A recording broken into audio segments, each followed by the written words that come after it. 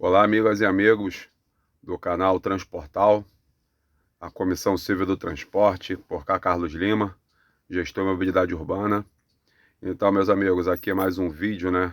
Sem filtro, sem edição, um filtro que, como o nosso canal, proposto a passar a nossa visão, a nossa percepção quanto ao transporte e mobilidade urbana no estado do Rio de Janeiro. Então não cabe a nós aqui, né, tá editando vídeo, não cabe a nós estar colocando filtros, porque foge do princípio, né? Foge do princípio de que esteja se passando a verdade, né? Toda verdade mascarada se torna uma inverdade, né? Então por isso que os nossos vídeos aqui são sem edição, não que não tenhamos recursos para fazer isso, né? É porque desde o princípio entendemos que dessa forma as coisas fluem melhor, e se a gente consegue passar uma maior credibilidade para aqueles que estão aí no dia a dia aí nos acompanhando, tá bom?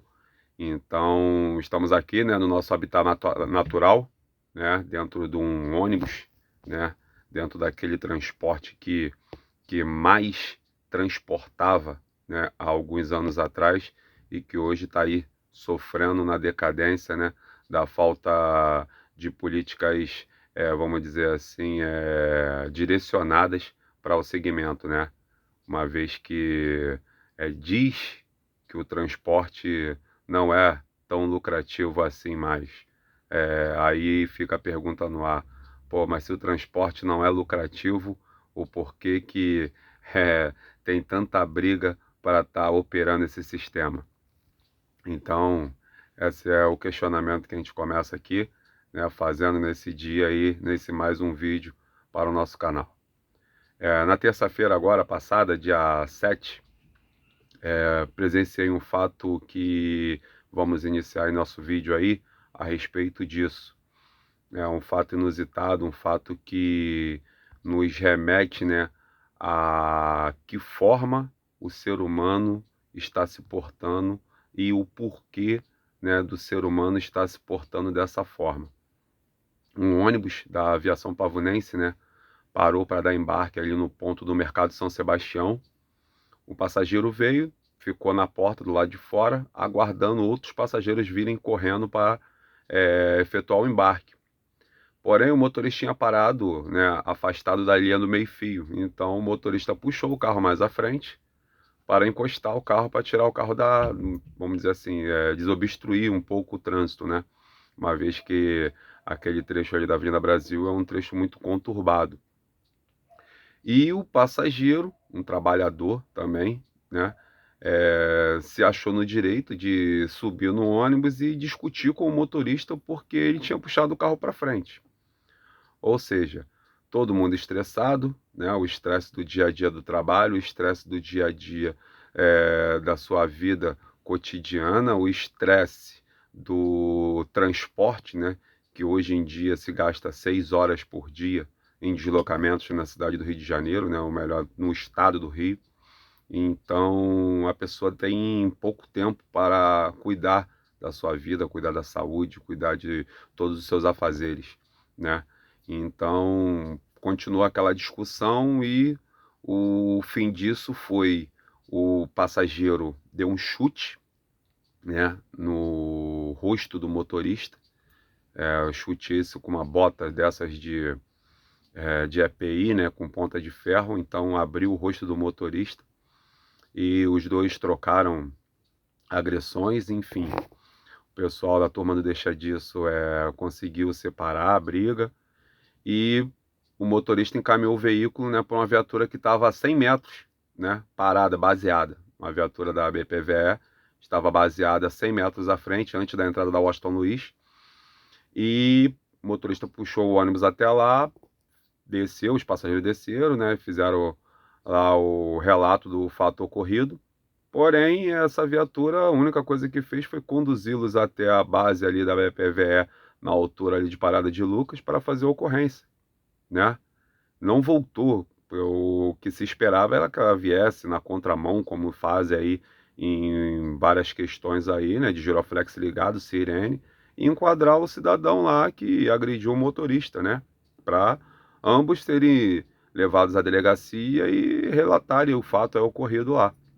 Mas não, o passageiro entrou no ônibus da aviação Nossa Senhora da Penha, né, o 479, foi embora e o motorista ficou lá, né, com o rosto destruído, né, sangrando bastante, e os passageiros tendo que aguardar fazer toda aquela ocorrência para seguir viagem. Aí fica a pergunta no ar. Um funcionário público, quando ele é agredido ou desacatado, a pessoa que comete isso está praticando um crime, correto? Existe uma lei que ampara o funcionário público. Então a pergunta é: se o motorista do ônibus ele está no exercício da sua função, prestando um serviço público, por que essa lei não se aplica ao motorista de ônibus? Essa é a primeira pergunta. Segunda pergunta: por que a viatura não foi até lá o ponto onde o cidadão estava para enquadrá-lo no artigo 132 do Código Penal, né? Que ele atentou contra a vida e a saúde de várias pessoas, uma vez que esse ônibus não estava freado, né?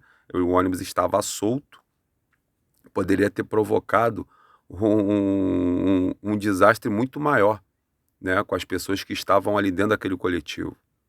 Essa é a segunda pergunta. E a terceira pergunta é: por que não muda o sistema de transporte no Rio de Janeiro? Infelizmente, dia após dia, presenciamos esses fatos.